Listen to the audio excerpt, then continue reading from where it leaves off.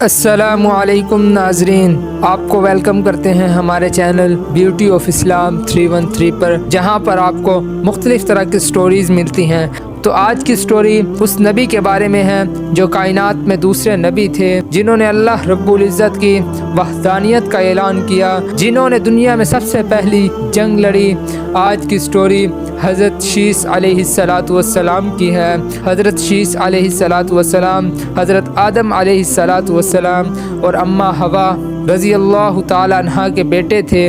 شیث کے معنی ہیں ہدیہ، یعنی اللہ رب العزت کی طرف سے تحفہ۔ یہ اللہ رب العزت نے حضرت آدم علیہ السلام کو بہت ہی زیادہ دعاؤں کے بعد حضرت حابیل کے بدلے دیا تھا، تو اس لیے حضرت آدم علیہ السلام نے اپنے بیٹے کا نام شیث رکھ دیا، جس کا مطلب ہدیہ یا اللہ کی طرف سے تحفہ ہے۔ حضرت شیث علیہ السلام کے والد حضرت آدم علیہ السلام، جن کے 40 بچے تھے، جو حضرت اماں حوا رضی اللہ تعالیٰ عنہ کے 20 بار امید ہونے کی وجہ سے پیدا ہوئے تھے، یعنی ہر مرتبہ جڑواں بچے پیدا ہوئے۔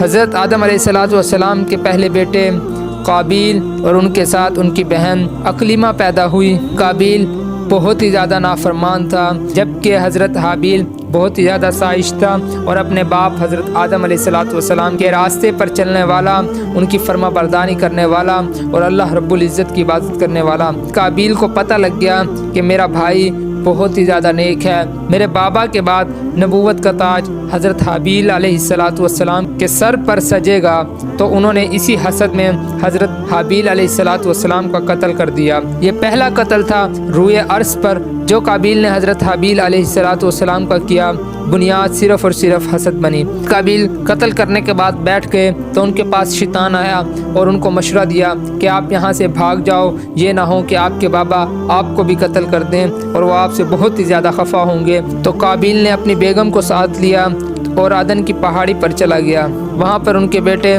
پہلے خنوق ہوا، پھر محبیل، اور اس طرح ان کی نسل بہت ہی زیادہ بڑھ گئی اور انہوں نے آگ پرستی شروع کر دی۔ اس کے بعد شیطان نے انہیں بت بنانا سکھا دیے، پھر وہ بت بناتے اور ان کی عبادت کرتے۔ ان میں فحاشی عام ہو چکی تھی، وہ صرف اور صرف جانوروں کی طرح زندگی گزار رہے تھے۔ حضرت آدم علیہ السلام بہت ہی زیادہ اکیلا رہنے لگے، کیونکہ ان کا بیٹا جو نیک تھا وہ قتل ہو گیا۔ تو انہوں نے اللہ رب العزت سے دعا مانگی، جو اللہ رب العزت نے قبول کی، اور انہیں حضرت شیث علیہ السلام حضرت آدم علیہ السلام کا تیسرا بیٹا پیدا ہوا۔ وہ بہت ہی زیادہ نیک اور اپنے باپ کا فرما بردار تھا۔ حضرت آدم علیہ السلام نے ان کو بچپن سے ہی تربیت دینا شروع کر دی۔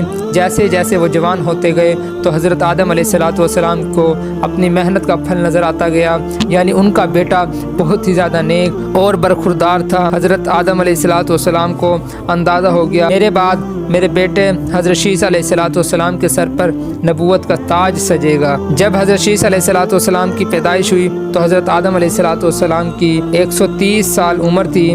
حضرت شیث علیہ السلام نرم مزاج، خوش اخلاق انسان تھے۔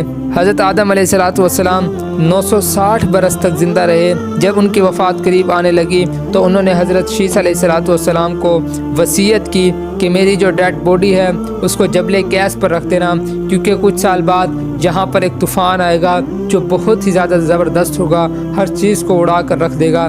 وہ طوفان نوح کی بات کر رہے تھے، تو انہوں نے اس لیے فرمایا کہ میری باڈی جبل کیس پر رکھ دینا، جب وہ طوفان چلا جائے تو میری باڈی کو شام میں جا کر دفن کر دینا۔ اس کے بعد ایک بنی شیث بن گئی اور ایک بنی قابیل۔ جو بنی قابیل تھی وہ پہاڑوں پر رہتی تھی، آگ کی پرستش کرتی تھی اور صرف فحاشی کے کام کرتی تھی، درندوں والی زندگی گزار رہے تھے، جبکہ بنی شیث ایک اللہ کی عبادت کرتے تھے، نیکوکار تھے، کھیتی باڑی کر کے غلے اگاتے اور اپنے بچوں کے پیٹ پالتے تھے۔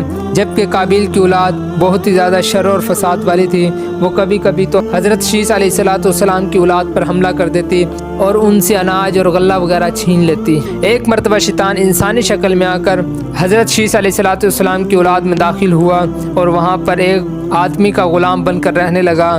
کچھ عرصے بعد اس نے بانسری جیسی ایک چیز ایجاد کی اور وہاں بیٹھ کر بجانے لگا۔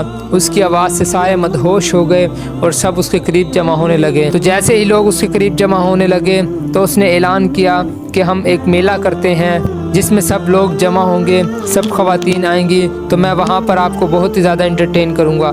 میلے کی خبر پہاڑوں پر بھی چلی گئی جو کہ بنی قابیل کی اولاد تھی ان کے پاس۔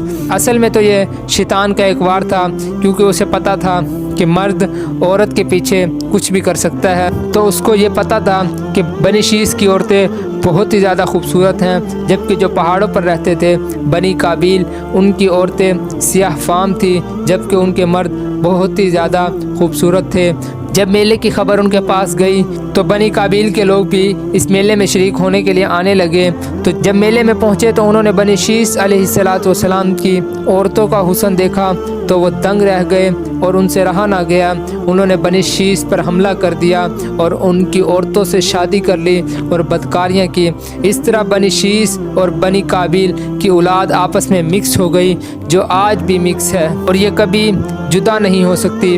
لیکن ہاں ایک بات ہے، جو بنی شیس کی شریعت پر عمل کرے گا، جو کہ اللہ رب العزت نے ان کے پاس صحیفے اتارے، ایک اندازے کے مطابق 100 صحیفے اس دنیا میں اترے، جبکہ 50 صرف حضرت شیس علیہ السلام پر اترے، جس میں زندگی کا نظم و ضبط تھا کہ زندگی کیسے گزارنی ہے۔ جو ان صحیفوں پر قرآن مجید پر اور حضرت محمد رسول اللہ صلی اللہ علیہ وسلم پر اور ان کی شریعت پر چلے گا وہی فلاح پائے گا، ورنہ کفر اور باطل کی جنگ آج بھی ہے اور یہ قیامت تک جاری رہے گی۔ جیتے گا وہی جو اسلام کا بول بالا کرے گا، جو شریعت رسول اللہ صلی اللہ علیہ وسلم کے تابع ہوگا۔ امید کرتا ہوں آج کی ویڈیو آپ کو سمجھ آ گئی ہوگی، اور اگر پسند بھی آئی ہے تو لائک ضرور کر دیں اور چینل کو سبسکرائب کر دیں تاکہ ہر آنے والی ویڈیوز آپ تک پہنچ سکے اور آپ کے علم میں اضافہ ہو۔ تو آج کے لیے ہمیں اجازت دیجیے، انشاءاللہ تعالی سانسوں نے وفا کی تو پھر ملاقات ہوگی۔